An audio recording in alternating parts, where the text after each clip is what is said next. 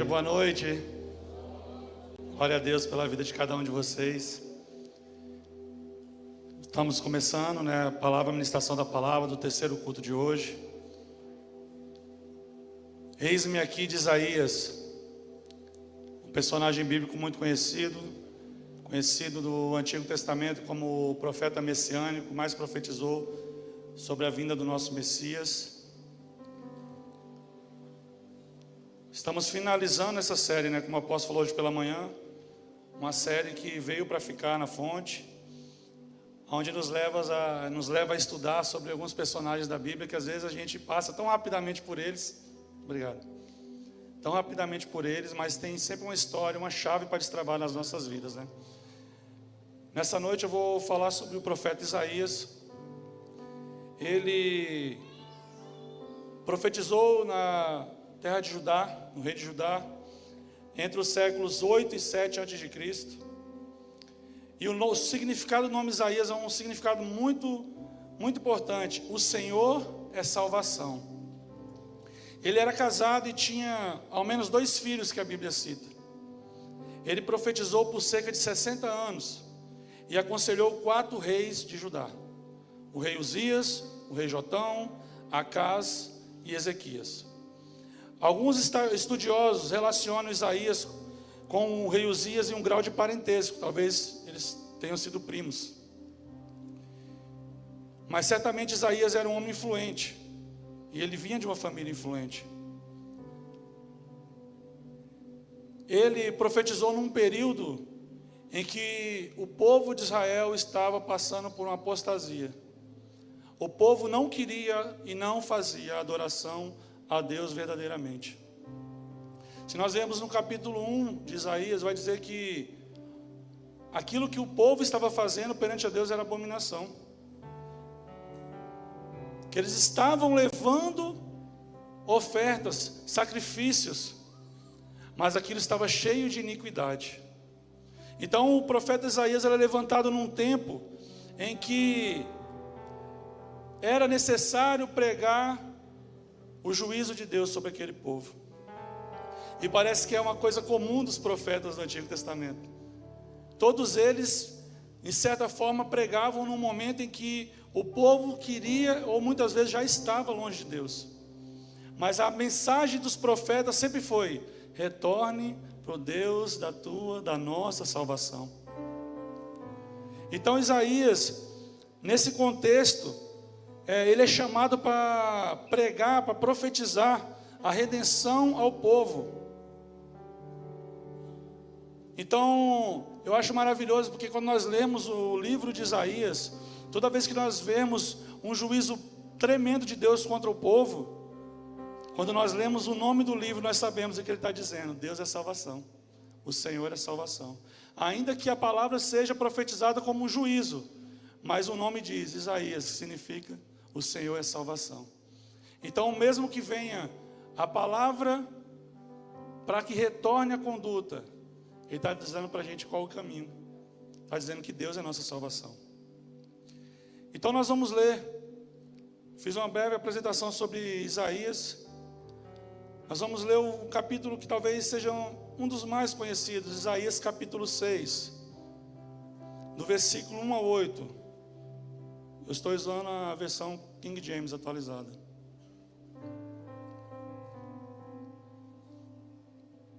Aleluia, Senhor. A palavra de Deus diz assim: no ano em que faleceu o rei Uzias, eu vi o Eterno sentado sobre um trono alto e exaltado. A aba do seu manto preenchia todo o templo. Em torno dele posicionavam-se serafins. Cada um deles tinha 6 asas. Com 2 cobriu o rosto, com 2 cobriu os pés, e com 2 voavam. E ao mesmo tempo clamavam uns aos outros: Santo, Santo, Santo é Yahvé dos exércitos. Eis que toda a terra está plena da glória do Senhor. Ao som das suas vozes, os batentes das portas tremeram, e o templo ficou repleto de fumaça. Então bradei eu: ai de mim, não tenho salvação, porquanto sou um homem de lábios impuros, e vivo no meio de um povo de impuros lábios. e os meus olhos contemplaram o Rei, o Senhor dos Exércitos. Imediatamente, um dos serafins voou até onde eu estava, e trazendo uma brasa viva, que havia tirado do altar com uma tenaz. Com ela tocou a minha boca e declarou-me: vê isto, tocou os teus lábios, a tua culpa será removida e o teu pecado está perdoado. Em seguida, ouvi a voz do Eterno que chamava: quem hei de enviar? Quem irá por nós? Ao que prontamente respondi: eis-me aqui, envia-me a mim. Curve sua cabeça por um instante, em nome de Jesus. Pai, nós podemos sentir a tua presença nesse lugar, meu Senhor. Que em nome de Jesus, nenhuma das sementes, meu Deus, que serão lançadas, que já foram lançadas nesse domingo por esse altar, meu Pai, venha se perder. Que o Senhor possa trazer entendimento, Senhor, que nossas mentes estejam agora cativas à obediência ao Senhor, meu Pai. E que o Senhor repreenda toda ação maligna de desatenção, de cansaço, de sonolência, meu Pai. E que em nome de Jesus, meu Deus, o Senhor possa sondar os nossos corações nessa noite. Fale conosco, meu Pai, no nome santo de Jesus. Amém e amém, Senhor. Eu gostaria de falar nessa noite sobre 4 pontos do eis-me aqui de Isaías. Essa palavra que nós lemos é uma palavra poderosa e tremenda. Você já parou para imaginar como foi a visão que Isaías teve? Você já parou talvez para imaginar: poxa, aquele homem viu o céu aberto e ele viu o trono de Deus. Você consegue imaginar que visão maravilhosa seria essa? Muitas pessoas têm a visão aberta do mundo espiritual, talvez constantemente ou por momentos ao qual Deus abre, e ela costuma ver anjos, ver demônios. Mas eu acredito que a melhor visão que nós podemos pedir ao Senhor: Deus, deixa que eu veja o seu trono, deixa que eu veja a tua glória. E aquele homem, ele passou por isso, ele estava num momento de luto. O primeiro ponto que nós vamos passar é que as perdas fazem parte do processo para atingirmos o propósito. Logo no primeiro versículo que nós lemos, a informação que temos é que o rei Uzias morreu. E aí você fala: poxa, mas era um rei, outro rei ia ser levantado no lugar dele. Mas quando nós lemos a história e entendemos que possivelmente havia um parentesco entre Isaías e o rei Uzias, você entende que para ele não era uma perda qualquer, não era apenas um rei que estava morrendo, era uma pessoa querida. Era uma pessoa querida. Sabe, logo também percebemos que além do luto, certamente havia uma dependência, uma sensação de segurança por ser próximo ao rei. Quem aqui não tem aquela pessoa que talvez você se sinta seguro quando está perto dela? Talvez quando uma família perde, né, o pai ou a mãe, parece que no primeiro momento é um choque tão forte que você fica desorientado. Isaías estava passando por aquilo. Mas é exatamente nesse momento que Isaías teve a visão do trono de Deus, para aprender que o trono terreno, ele vai haver mudanças. Aquele que está no trono terreno vai mudar, mas aquele que está no trono celestial, esse nunca muda. Os tronos da terra sempre mudarão, mas o trono do céu nunca mudará. Deus está dizendo para ele: a sua dependência não está no homem, a sua dependência está em mim. A sua segurança não está em alguém que é uma autoridade aí na terra, a sua segurança está em quem tem toda a autoridade no céu e na terra. Sabe, necessitamos urgentemente discernir tudo aquilo que aqui na terra está tomando lugar de segurança, que só temos na presença de Deus. Quando perdemos algo, ou quando alguém sai das nossas vidas, temos que entender que faz parte do processo, para que possamos atingir o propósito. Sabe, enquanto eu estudava essa palavra, o Espírito Santo falou algo para mim, falou assim: a igreja Fonte Viva é uma igreja que está crescendo, que tem muitos empresários. Ontem até o pastor João orava aqui, e Deus falou para mim assim, sabe? Talvez essa semana ainda que se passou, você pode ter perdido um grande cliente. Uma pessoa que para você era aquele melhor cliente. Ou talvez algum contrato você não conseguiu assinar. Ei, mas o Senhor te diz nessa hora, tenha calma, confia. Eu estou te livrando porque eu quero entregar algo melhor para você. Sabe, quando a gente se converte, eu vou falar por mim mesmo, eu sou uma dessas pessoas, vou dizer até como o apóstolo fala, confesse, vocês também. Quando a gente se converte, quando a gente se posiciona na presença de Deus, automaticamente pessoas se afastam de nós. E a gente fica triste. Quando eu me converti 10 anos atrás, eu perdi muitos amigos. Amigos, né? Muitos.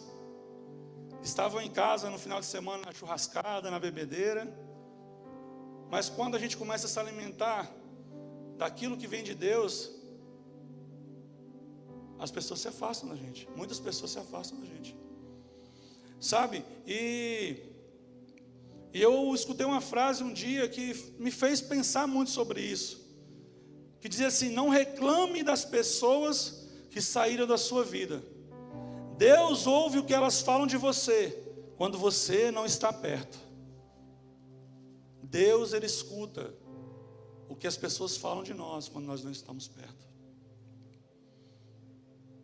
Sabe, eu gosto de entender que quando Jesus ele ensina a oração do Pai Nosso, Mateus 6, Ele vai dizer: Senhor, livra-me de todo mal.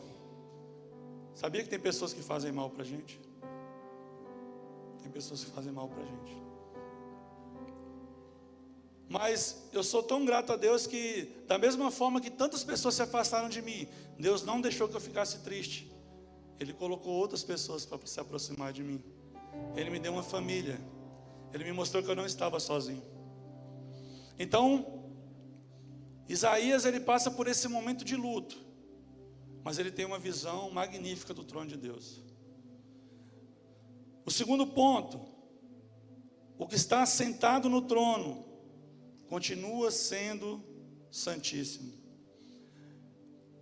Algumas oportunidades que eu tenho de trazer uma palavra, eu tenho falado muito isso. Houve a reforma protestante, mas a porta continua estreita. Jesus, ele abriu um caminho de acesso ao Pai, mas quem está no trono continua sendo santo. As pessoas têm que parar de achar que vai vir de qualquer jeito e ficar de qualquer jeito. Venha como você está, mas quando você se aproxima do trono da graça, a própria presença de Deus te levará à mudança. Sabe, o versículo 2 e 3 do capítulo 6 nos relata acerca da visão que havia serafins voando em torno do trono de Deus, chamando em voz alta: Santo, Santo, Santo é o Senhor, e toda a terra está plena da sua glória. Algumas versões cheia da sua glória. Se nós formos ler a Bíblia, de Gênesis a Apocalipse, ela vai nos apresentar 4 tipos de anjo. Ela vai falar dos anjos, são os mensageiros, como Gabriel. Ela vai mostrar o arcanjo, que cita apenas um na Bíblia, que é o arcanjo Miguel. Ela vai dizer dos querubins, que dá como exemplo Lúcifer. E ela vai dizer dos serafins. Vocês já pararam para pensar por que os anjos, eles estavam cobrindo o rosto quando estavam voando em torno do trono de Deus? Os anjos são seres criados por Deus, que têm como sua essência a santidade, exceto aqueles que caíram. Mas a santidade de Deus é tão grande, que se os anjos olharem para Ele, os anjos são fulminados. Aí você pode me perguntar: mas por que Isaías viu e não morreu? Por causa de uma simples palavra: misericórdia. Misericórdia. Em Lamentações 3:22 diz: as misericórdias do Senhor é a causa de não sermos consumidos, e elas nunca têm fim, e se renovam todas as manhãs. A palavra misericórdia, ela significa sentimento de compaixão, despertado pela desgraça ou pela miséria alheia. A palavra misericórdia tem origem latina, é formada pela junção de 2 palavras: miserere, ter compaixão, e cordes, coração. Ter compaixão do coração significa ter capacidade de sentir aquilo que a outra pessoa sente. aproximar seus sentimentos dos sentimentos de alguém, ser solidário com as pessoas. Em suma, misericórdia é a miséria humana tocando o coração do Deus que é santo. Então, quando Deus olha para nós, a misericórdia dele vai adiante de nós. Sabe, uma vez eu fiz um estudo e eu achei muito interessante. E o preletor estava dizendo: você sabe por que Pedro se salvou e Judas se matou? Porque Pedro, ele não fugiu do olhar do Senhor. Ele mesmo errando, mesmo negando, ele estava diante do olhar do Senhor. E teve redenção da vida dele. Judas fugiu da presença de Deus. Judas fugiu da presença de Jesus. Então a misericórdia de Deus é a causa de não sermos consumidos. Por isso que Isaías olha e ele não morre naquela hora. O Senhor Jesus nos orienta a ser misericordioso. No Sermão da Montanha, em Mateus 5, 7, ele nos diz: bem-aventurados os misericordiosos, pois alcançarão misericórdia. A misericórdia de Deus, ela não é uma autorização para pecarmos. A misericórdia de Deus é uma chance que nós temos toda manhã de sermos melhor. Sabe? Só que um dia essa chance acaba. Porque um dia nós podemos deitar e não mais acordar. Sabe, essa palavra é um chamamento para nós nessa época, para que nós possamos nos arrepender dia após dia. Sabe, quando nós falamos assim: você tem certeza da sua salvação? Aí o crente sapateiro fala: gente, se nós deitarmos o nosso travesseiro e nós não temos certeza da nossa salvação, misericórdia, Senhor.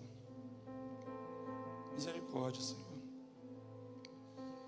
Nós temos que tomar muito cuidado, gente. Sabe, como que nós vamos nos encontrar com o Senhor? Existe apenas dois tipos de encontro com o Senhor. Existe aqueles que irão se encontrar com Ele para participar das bodas do Cordeiro. Mas existe aqueles que irão encontrar com o trono do Senhor como julgamento. Como nós vamos encontrar com o Senhor? Como você encontrará com Deus no céu? Será para as bodas ou para o julgamento? Nós temos que ter muito cuidado. Hoje em dia tem uma doutrina que é maligna, chamada hipergraça. Temos que tomar muito cuidado. É uma doutrina que muita gente tem conseguido colher muitos adeptos, porque diz assim: não, você vai ser salvo de qualquer jeito, não importa o que você faz, Jesus te ama, você vai ser salvo. No final Deus vai dar um jeito. Ei, Ele já deu jeito. Ele já mandou Jesus para morrer no nosso lugar. Ele já mandou Jesus para pagar uma conta que eu e você não poderíamos pagar. Não acredite nada que desqualifique o sacrifício da cruz. Aonde que diz que você é capaz de alguma coisa? Se nós não estivermos cheios da presença de Deus, nós não somos capazes de nada. De nada. Deus ama o pecador, mas odeia e continua odiando o pecado. Terceiro ponto: a revelação de Deus nos revela quem somos. No versículo 5, o profeta, ao ter a visão, ele dá um brado. Ele diz assim: glória a Deus. Amém ou não amém? Não amém. Ele não fala glória a Deus. Quando ele tem a visão de Deus, ele diz: ai de mim, ai de mim. Sabe, quando nós temos um encontro com Deus, o que mais evidencia são as nossas falhas. A santidade de Deus, ela coloca em evidência as nossas sujeiras. Eu gosto de pensar que quando nós encontramos com Deus no nosso secreto, é como se Deus colocasse diante de nós um espelho. E Ele está dizendo assim: ei, seu dente está sujo.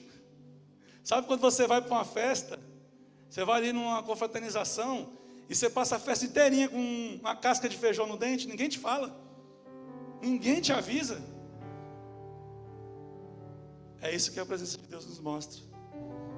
Aquilo que ninguém quer falar para nós, aquilo que nós também talvez nem saibamos que está acontecendo, Ele nos mostra. Ele nos mostra. Sabe,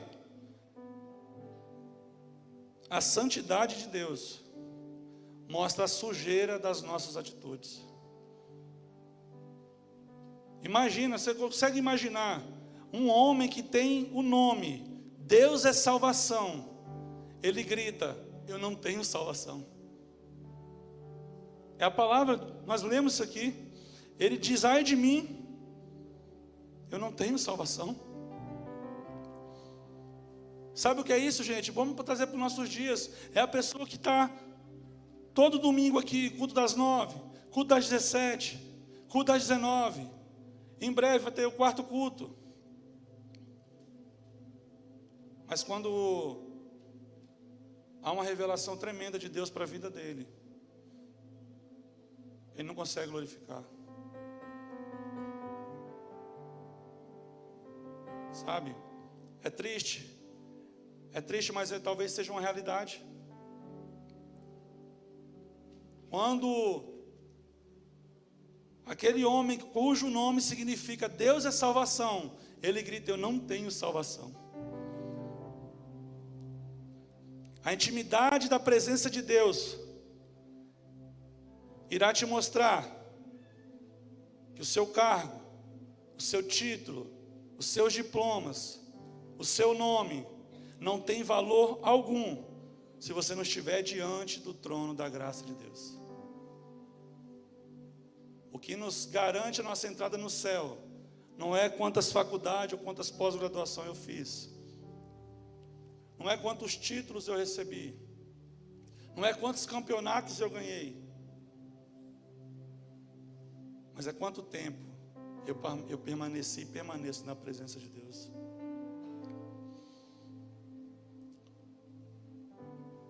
Nesse mesmo versículo, vemos claramente a influência do meio que vivemos. O profeta declara que é um homem de lábios impuros e que vive em meio a um povo de impuros lábios. Nós temos que ter cuidado com quem e onde nós andamos. A palavra de Deus diz na primeira carta de Paulo aos Coríntios, capítulo 15, versículo 33: não se deixe enganar. As más companhias corrompem os bons costumes. Sabe, a gente conta às vezes na célula, que lá em São Paulo, tinha um rapaz que ele passou num encontro com Deus no mesmo dia que eu passei. E aí nós estávamos na célula e ele chegou. E ele começou a dar um testemunho. Ele falava: rapaz, eu estava indo para a igreja, mas o diabo é sujo, hein? Eu estava passando em frente a um bar que eu frequentava antigamente, e o diabo é sujo, hein? E lá dentro eu vi um amigo meu, rapaz, amigo das antigas. E eu pensei: eu vou entrar lá e vou pregar a palavra para ele. Aí ele fala: irmão, mas você acredita que o diabo é sujo demais? Eu falei: é mesmo? É. Você acredita que quando eu entrei lá no bar, a primeira coisa que ele veio fazer, ele me ofereceu um copo de cerveja? Eu falei: misericórdia, irmão. Ele falou: você vê como é que o inimigo é sujo? E sabe o que é pior, irmão? Eu falei: diga. Eu aceitei. Gente, nós temos que tomar cuidado onde nós andamos. Temos que tomar cuidado onde nós andamos. Sabe, por muito tempo, eu tive que recusar convites, de verdade, até da minha própria família. Porque eu não tinha preparo físico nem espiritual para estar com eles naquele momento. Aí você vai falar: ah, mas é minha família. A sua oração ausente é mais eficaz que a sua perversão presente. Sabe, quando você deixa de ir, mas você se põe a orar pelas pessoas, a sua oração lá onde ninguém está vendo vai fazer mais efeito do que a sua má conduta lá com eles. Quem aqui nunca escutou, talvez, algum parente de alguém falando assim: se for para mim ser crente que nem esse aí, Deus me livre, eu prefiro ficar na rua.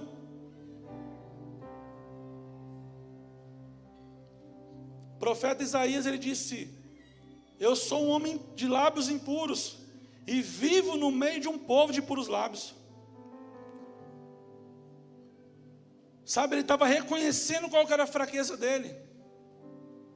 Talvez aquele irmão meu que foi lá para o bar onde o inimigo é sujo, e o inimigo, ele foi pregar a palavra, mas o inimigo é sujo. Talvez se ele tivesse pensado, eu não posso ir lá, eu não tenho força, para ministrar ainda, eu tenho que fugir da aparência do mal. Sabe, muitas vezes nós damos murro em ponta de faca porque nós não queremos assumir a nossa fraqueza. Nós não queremos assumir. A Bíblia nos ensina que se a minha mão me faz pecar, que eu arranque ela fora. Se o meu olho me faz pecar, que eu arranque ele. É melhor eu entrar no céu sem os olhos do que não entrar. Nós temos que deixar de hipocrisia, temos que assumir as nossas falhas, os nossos erros. Deus, Ele quer o melhor para nós. Essa palavra não é uma palavra para te acusar, mas é uma palavra para te confrontar a mudança. Para te confrontar a mudança. E o quarto item. A presença de Deus traz purificação e perdão de pecados. Sabe, nós vamos ler no versículo 6 e 7, que um dos serafins, ele veio até o profeta, trazendo uma brasa viva, e era algo tão quente, irmãos, que ele tem que pegar uma tenaz. Tenaz, para quem não sabe, é um instrumento que é utilizado para quem mexe com fundição, aqueles metais muito quentes, vai lá e pega e mexe. Imagina como que era quente essa brasa. Eu gosto de pensar, toda vez que eu leio isso, eu gosto de pensar que ele está falando assim, ei, eu estou levando o Espírito Santo aí, e aonde você disse que é o seu problema, não é os seus lábios, o Espírito Santo vai tocar na sua boca agora, e vai trazer purificação na sua vida. Sabe, esse mesmo Espírito Santo, essa mesma brasa viva está aqui nessa noite, e Ele quer tocar em você. Ah, mas eu não tenho força. Ei, o Espírito Santo quer tocar em você. Apenas abra o seu coração, peça a Deus, fala assim, Senhor, eu não tenho força, eu não consigo vencer a pornografia, o adultério, Senhor, eu não consigo vencer a sonegação, eu não consigo vencer, Senhor. E peça socorro, peça socorro. Sabe, o salmista no Salmo 46:1 diz, Deus é o nosso refúgio e fortaleza, socorro bem presente na angústia. Todas as vezes que nós clamamos ao Senhor, Ele vem ao nosso socorro. Ele vem ao nosso socorro. Sabe, quando temos esse encontro com Deus, tudo que nos afastava dEle, dá lugar à presença dEle. A brasa viva de Deus se funde ao nosso ser tão frágil e nos capacita a cumprir o nosso chamado. Precisamos urgentemente confessar ao Senhor o que tem nos feito pecar. Precisamos clamar ao Senhor por misericórdia, pedir socorro. Precisamos ser libertos e curados para podermos libertar e curar. Acredite que tudo que você faz hoje não se compara ao que Deus vai te usar para fazer depois que você abandonar aquilo que te afasta de Deus. Quando nós nos aproximamos de Deus, ah, mas eu tenho meu trabalho, eu vou ter que largar tudo. Irmãos, eu trabalho numa área que é bem competitiva. Mas quando eu me posicionei como cristão, protestante, quando eu parei de escutar as mentiras que Satanás contava no meu ouvido, o Senhor me honrou e o Senhor me fez crescer profissionalmente. E hoje, no trabalho onde eu estou, lá muita gente não confessa a mesma fé que eu. Não confessa. Mas tentem adivinhar, quando, que a gente costuma dizer lá na obra, né? Quando o bicho pega, para quem que eles correm para pedir ajuda em oração? Quando você se posicionar, quando você largar aquilo que te afasta de Deus, Deus vai te usar onde você está, mas de uma forma que nunca você foi usado. Em nome de Jesus. Sabe, eu sinto aqui nessa noite, e eu já tenho orado por isso há um tempo. Nós temos feito as reuniões da Ação Família, e Deus tem feito milagres, sabe, curas instantâneas. A gente ora um pelo outro e a dor some, a enfermidade vai embora. E Deus falou para mim nesse culto, ore por libertação e enfermidade. Eu não sei quem aqui precisa de uma cura. Talvez você está guardando um diagnóstico médico. Talvez você ainda nem contou para a sua família. Mas o Senhor nessa noite Ele quer trazer cura. E não é, não, é amanhã, é hoje. Eu profetizo em nome de Jesus que quem precisar de cura nesse lugar sairá curado hoje. Hoje. Porque o Senhor nosso Deus está derramando brasa de fogo nesse lugar. Se coloque de pé em nome de Jesus. No versículo 8, o Senhor diz assim: quem hei de enviar? Quem irá por nós?